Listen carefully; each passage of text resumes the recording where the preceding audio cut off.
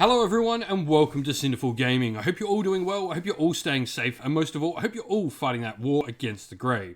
Today's video we're going to talk getting started with Warhammer Age of Sigmar Idoneth Deepkin, and today we're going to take a look in particular at the Dhom-Hain sub-faction. In this video we're going to go through, talk about what makes the Dhom-Hain sub-faction special for the Idoneth Deepkin. We'll then take a look at some units we can use to start our Dhom-Hain collection for the Idoneth Deepkin, and then we will take a look at some other units we can expand upon after those first initial purchases to expand upon that army and get creating our first 1000 point army list before showing you that 1000 point army list sample at the end of the video for you to use as some inspiration for creating your own Idoneth Deepkin Dhom-Hain army. And so, what do we get from a Dhom-Hain sub-faction army? The first thing, obviously, this is inside the Idoneth Deepkin battle tome. It's not one of the ones you need a white dwarf or anything to find like that. So your Idoneth Deepkin will have this inside the battle tome for you. Now, they have a really cool special ability. First of all, they have two abilities, technically. One of them works if you take the first turn in the battle round, and the other works if you take the second turn. If you take the first turn in the current battle round in your combat phase after a friendly Nomadi unit has fought for the first time in that phase, if there's no enemies within 3 inches of that unit, it can attempt a charge, and as long as there's something within 12 inches, it makes the charge, makes that roll. After it finishes the charge move, you can pick that unit to fight again later in the phase as if it had not activated already. So you can only do this twice. You can only activate, you can't charge, attack, clear something out, charge, attack, clear something out, and charge again. You just get it, once and then twice. Now, however, if you choose to take the second turn in the battle round, friendly heroes can issue the redeploy command up to 3 times in the same phase, and you don't have to spend a command point for the second and third use of the command. Really cool ability, so it's allowing you to play on the offense if you take the first turn and allowing you to play on the defensive if you take the second turn. Really nice, sort of interesting way to play around with the army. And so, to get started, now, it is worth noting that a lot of those rules work on Nomadi only units, so you're going to want a nice leader that's going to work well with Nomadi units inside your army. And first of all, this is the Achillean Thrallmaster. I really like him for one thing, is he's an Achillean unit that not only buffs your Nomadi units, but he gets access to the Achillean command traits for a general, which means he can take stuff like Battle Shock immunity, which is really good on low bravery Nomadi units. He also has the ability where he can choose different war dances and provide some different effects, like exploding sixes and other abilities as well to help make your Nomadi units better. Now, alongside him, we have Nomadi Thralls. These are a really solid unit. 2 attacks each, 2-inch reach. They are 3s and 3s, Ren 1, damage 1, but they do get extra damage and extra attacks depending on what sort of model they are hitting, which is really cool. This unit can pack out a really good amount of damage and a really good amount of attacks if it gets into the right targets with the right sort of buffs from that Achillean Thrallmaster, able to use them to sort of make some really nice combinations between the two models very well.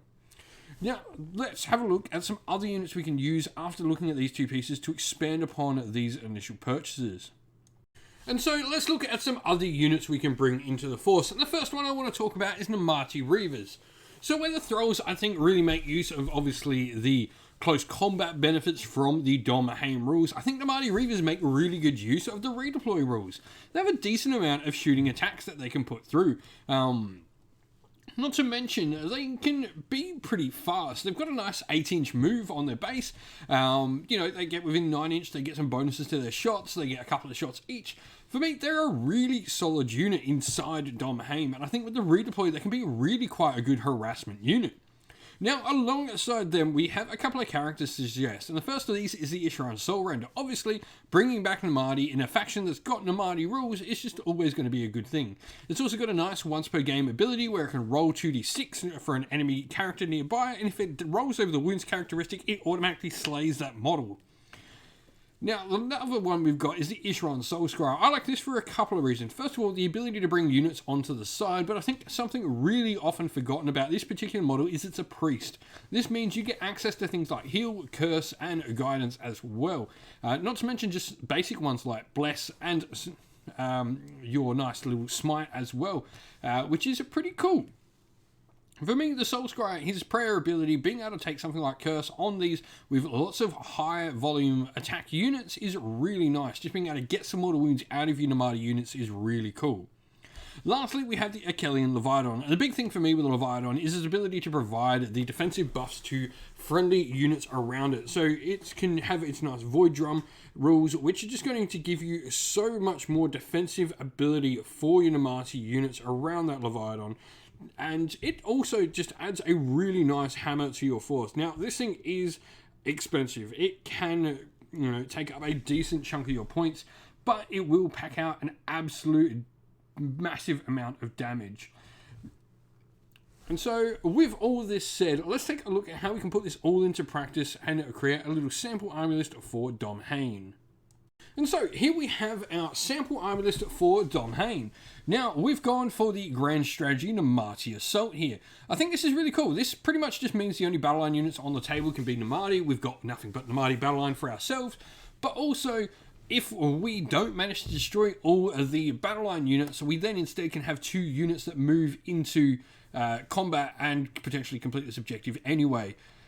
I like this. I think it's just better than trying to kill all the battle line because you've got that little backup there.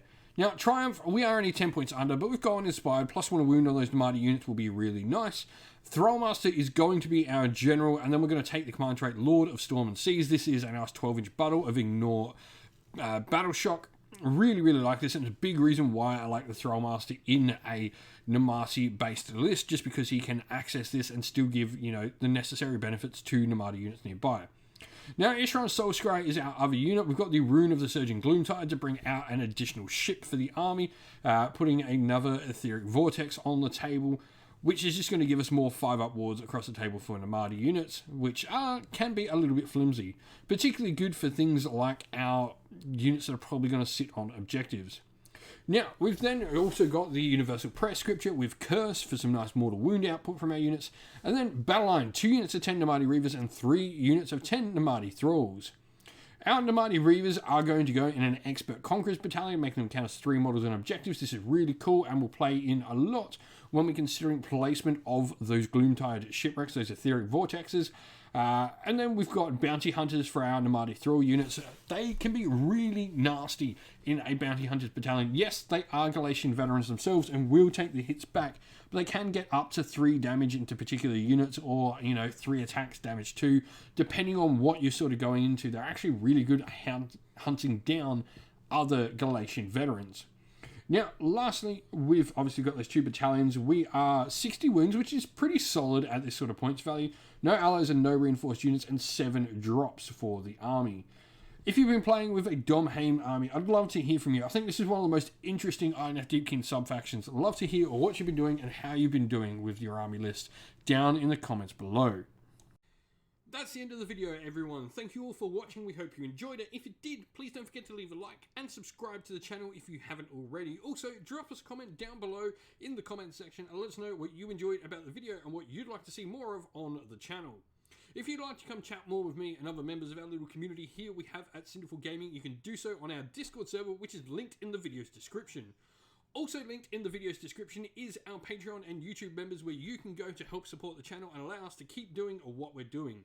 As a special thank you to our Patreons and YouTube members, we'd like to give them all a shout out. So thank you to our Patreons: Christian Weir, Soren, Greenskins Gaming, Kenny Lower, Alder and Shot First, Andrew Bowen, Nathan Fee, The Rising Ape, Q Dynamic, Anthony B, JJ Austrian, Average Wargamer, Domir, Mark Harvey, James Cater, Derek and Giappi390, and to our YouTube members: Greenroots Gaming, Kenton Young, Ronya, Lock Lorick, The Johnny84, David Ellsworth, Wolfric Nick, Broken Chef, Ariana Edwards, Revenar, Pink Nico Fire, Robin Mankiller, and Monty's Tabletop Terrain.